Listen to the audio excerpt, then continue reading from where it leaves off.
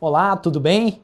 Continuidade aqui às nossas aulas de direito do trabalho, o grande tema contrato individual de trabalho. Hoje vamos falar sobre suspensão e interrupção do contrato de trabalho. Sem pânico, sem desespero, vamos falar com calma e a começar, quando há interrupção e quando não há. O principal traço característico entre a interrupção do contrato de trabalho e a suspensão é que na interrupção você tem pagamento de salário. Embora não haja prestação de serviços por parte do empregado, o empregador continua a pagar os salários e o tempo de afastamento é contado para todos os efeitos trabalhistas. Ok? Todos os efeitos trabalhistas, efeitos de natureza previdenciária, mas esse prazo de afastamento ele conta em favor do empregado para todos os efeitos trabalhistas. Na suspensão do contrato de trabalho, você não há prestação de serviços, há o afastamento, contudo, o empregador não tem o dever de pagamento salarial, ok? E o tempo de afastamento, regra geral, não é contado para nenhum efeito, certo? Então, nesse caso, essa é a diferença principal entre interrupção e suspensão do contrato de trabalho. Já vamos para o quadro, porque aqui é leitura da lei, memorizar as hipóteses e ficar atento para as situações controvertidas, aquelas situações que ficam numa zona cinzenta. Vamos lá. Pessoal, interrupção do contrato de trabalho. Essa ausência, esse afastamento, ele é sempre provisório, ok? E no caso da interrupção, o empregador continua a pagar salários e esse tempo de afastamentos conta para todos os efeitos. Principais hipóteses de interrupção. Naquele caso de falecimento do cônjuge, dos ascendentes, dos descendentes, ok? Previsão na CLT. Nesse caso, do falecimento de pessoas próximas, existe a possibilidade de ausentar-se do trabalho por 2 dias. No casamento, 3 dias. Se for professor, também está na CLT, lá na seção destinada ao professor, o prazo é de 9 dias, tanto para o casamento como para o falecimento. Então prestem atenção. Se você não é professor, 2 dias para falecimento, 3 dias para casamento. Se for professor, professora, 9 dias para casamento e 9 dias em caso de falecimento das pessoas, dos parentes mais próximos, ok? Você pode faltar ao trabalho sem prejuízo da sua remuneração e da contagem desse dia. A cada 12 meses você poderá faltar 1 dia para doar sangue. No caso do alistamento eleitoral, você poderá faltar 2 dias. Você poderá faltar 2 dias para acompanhar a esposa em consultas ou exames durante a gravidez, ok? O estatuto é uma lei agora de 2016, pessoal, lei federal, que cuida da infância, estatuto da primeira infância, ok? Ele acresceu a CLT, agora me deu aqui um branco, artigo 373, o 373, ele vai trazer lá vários incisos com essas hipóteses de afastamento em benefício da família, da maternidade e da proteção integral à criança. Ok, pessoal? A pegada é essa. Essa é a pegada normativa. Lembrem-se disso. Então, o marido poderá acompanhar a esposa em consultas ou exames durante a gravidez. 2 dias poderá faltar sem prejuízo da sua remuneração. Hipótese de interrupção do contrato de trabalho. Também poderá faltar um dia por ano para acompanhar os filhos, filhas de até 6 anos em consulta médica. Veja, se tiver 10 filhos, 10 faltas. Para animar aí o pessoal. Quem quiser ter muito filho vai poder faltar mais, tá bom? Me permitam aqui a brincadeira, certo? Você poderá, tirar esse R aqui, erro de digitação, você poderá faltar, se ausentar pelo tempo necessário para prestar o vestibular, para compromissos correlacionados com o serviço militar, convocações, comparecimento em juízo, ok? Não importa se é comparecimento no júri, para ser testemunha em reclamação trabalhista, foi arrolado como testemunha no juízo civil, na justiça comum, na federal, não importa.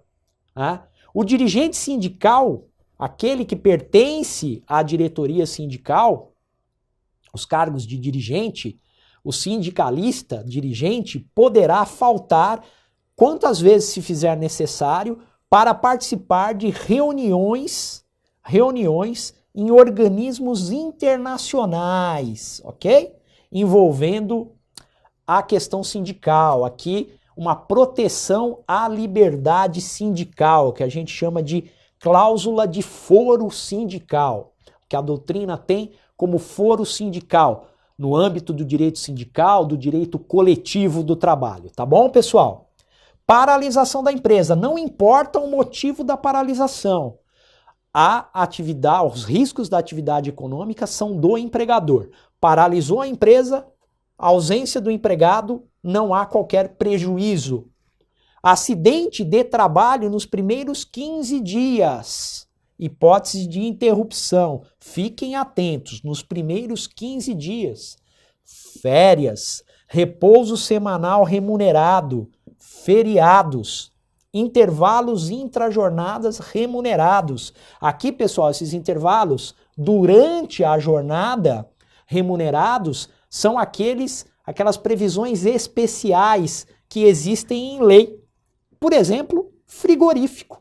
O artigo 253 da CLT diz que a cada 2 horas, após 1 hora e 40 minutos de trabalho em ambientes frios, ambientes estritamente frios de frigoríficos, chamada de pausa térmica, né? Frio, quente, frio, quente.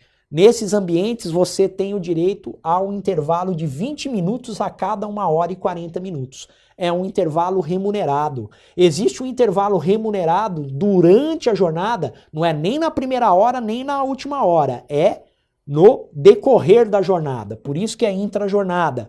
Neste caso, você tem também aqueles trabalhadores mineiros que trabalham em Minas. Ok, pessoal? Outro exemplo. Licença, no caso das atividades de telemarketing, também NR17, norma regulamentadora número 17. Licença paternidade de 5 dias. Ok? Prazo de interrupção. Tem doutrinador, Sérgio Pinto Martins, diz que não, tá? Que é a hipótese de suspensão. Certo? Mas é opinião isolada, ok? Isolada desse doutrinador. Licença paternidade de 5 dias, interrupção, vai ter que pagar salário. Essa licença paternidade pode ser estendida, quadruplicada até 20 dias, se a empresa participar do programa Empresa Cidadã. É uma lei federal que concede benefícios fiscais e tributários a empresas que ampliam o prazo de licença paternidade e de licença maternidade. Essa lei permite a ampliação do prazo de licença maternidade de 120 para 180 dias e da licença paternidade de 5 para até 20 dias. Tudo bem, pessoal? Gestante. Sempre que nas consultas médicas a gestante, de novo a mesma ideia aqui, acrescentado lá no 373, quando fala da proteção do trabalho da mulher, a possibilidade de ausentar-se para consultas médicas. Participação nas comissões de conciliação prévia, artigos 625D da CLT, nós falamos das comissões de conciliação prévia no âmbito dos sindicatos, com participação dos empresários. Não é obrigatória, mas é possível, né, essas comissões de conciliação prévia, sempre que o empregado participar, ele poderá se ausentar sem prejuízo da sua remuneração. Aquelas hipóteses que a CLT prevê a prontidão e o sobreaviso. Vamos estudar. Lockout, que é a paralisação da empresa por iniciar. O próprio empregador paralisa as atividades para frustrar o movimento grevista. Lei de greve prevê expressamente o lockout e, obviamente, que se o empregador paralisa suas atividades como instrumento de pressão para frustrar a negociação coletiva no âmbito do movimento grevista, para frustrar as reivindicações do movimento grevista, neste caso, a ausência não se dará em prejuízo do empregado. E a participação no conselho curador do Fundo de Garantia por Tempo de Serviço. Os conselhos que envolvem o FGTS, que envolvem questões sindicais, que envolvem previdência, são guiados pelo tripartismo, pessoal. O que é isso? A OIT exige a participação do governo, dos empregados e dos empregadores. Entre os empregados, há também a necessidade de participação dos inativos, dos aposentados. É um dos princípios de direito coletivo do trabalho. Tá bom, pessoal? O tripartismo. Suspensão. Vamos lá. Na suspensão, eu não tenho pagamento de salário, eu não conto o tempo de serviço e eu me ausento da prestação de serviços, certo? Então, aqui eu tenho o conceito de suspensão. Suspensão são bem menos hipóteses, tá, pessoal? Encargo público. O que é encargo público? Você se tornou prefeito da sua cidade, você é empregado, vereador, mandato político. Nesses casos, você se ausenta, você suspende o contrato de trabalho. Boa sorte, diríamos, mas você não receberá o salário e também não vai contar o tempo de serviço. Só que você mantém o vínculo empregatício. O mandato sindical também é possível o afastamento, desde que não seja remunerado. Na greve, normalmente, não fez greve, não recebe, ok? Não recebe salário, a não ser que, após o movimento, com o término do movimento grevista, haja uma negociação coletiva, um acordo entre patrão e sindicato, patrão e empregados representados pelo sindicato profissional, abonando esses dias em que houve suspensão da prestação de serviços. Suspensão disciplinar, lembrando que a CLT permite essa suspensão de no máximo 30 dias, ok? O máximo previsto, artigo 474 da CLT, 30 dias. Veja, se o ato disciplinar for nulo, porque o empregador o discriminou, abusou do direito, a motivação não é legítima, a motivação não tem base legal, foi ilegal a suspensão, aí esse prazo se torna de interrupção. O empregador deverá pagar os salários caso a suspensão seja anulada pelo Poder Judiciário Trabalhista. Tudo bem, pessoal? As hipóteses, regra geral, aquelas hipóteses em que há pagamento de benefícios previdenciários, tá ok, pessoal? Benefícios previdenciários, tá? Normalmente eu tenho a suspensão do contrato de trabalho, auxílio doença, auxílio acidente, certo? Eu tenho a interrupção do contrato de trabalho, certo? A não ser que eu tenha, por exemplo, uma hipótese, eu estou em auxílio doença, esse auxílio doença, o INSS entende que a perda da capacidade laborativa é definitiva, que não há condição de retorno às funções, ao trabalho, e há convolução em aposentadoria por invalidez. Nesse caso, haverá a ruptura, né, do contrato de trabalho. Diretor de SA, entendam, sociedade anônima, tá ok, pessoal? Você é empregado e passa a ocupar o cargo de diretor. Né? Então veja, passou a ocupar o cargo de diretor, você deixa de ser empregado. Nesse caso, a súmula 269 do TST vai dizer que o seu contrato de trabalho precedente, ou melhor, pré-existente, ficará suspenso. Intervalos, aqui intervalos, regra geral, aqueles intervalos em que a lei não o remunera, que são intervalos que não decorrem de uma condição especial ou considerados como tempo à disposição. Então, intervalos quaisquer. Neste caso, suspende o contrato de trabalho. A prisão, veja, qualquer cerceamento da liberdade de ir e vir, decorrente de decisão judicial, desde que não transitada em julgado. Por quê, pessoal? Porque se transitar em julgado, você será demitido por justa causa. É uma causa à prisão. Sentença condenatória com trânsito em julgado dá ensejo à demissão por justa causa. Enquanto isso não ocorre, você estiver preso, seu contrato de trabalho está suspenso, você não recebe salários. Violência doméstica. A Lei Maria da Penha permite o afastamento do trabalho por decisão judicial e esse afastamento não será remunerado. A lei não diz que é interrupção. Então, presumiremos a desnecessidade do pagamento salarial.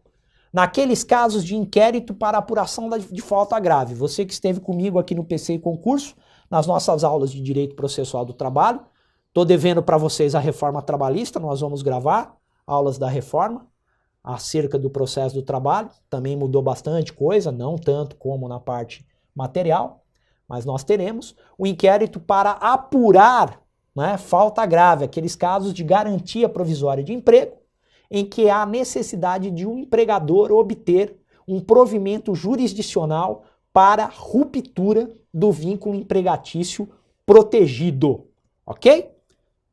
Enquanto há o afastamento, propõe-se o inquérito para apuração da falta grave. No decorrer do inquérito, do afastamento, o contrato de trabalho fica suspenso.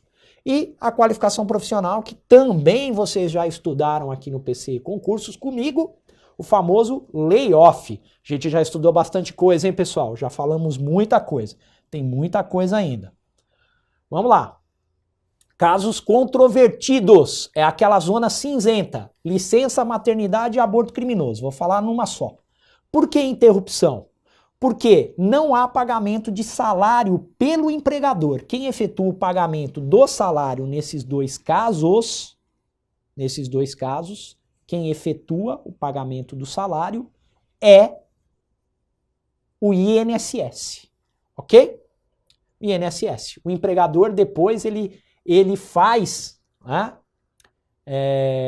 Ou melhor, perdão, o empregador efetua o pagamento, mas faz lá a compensação, né, com o INSS.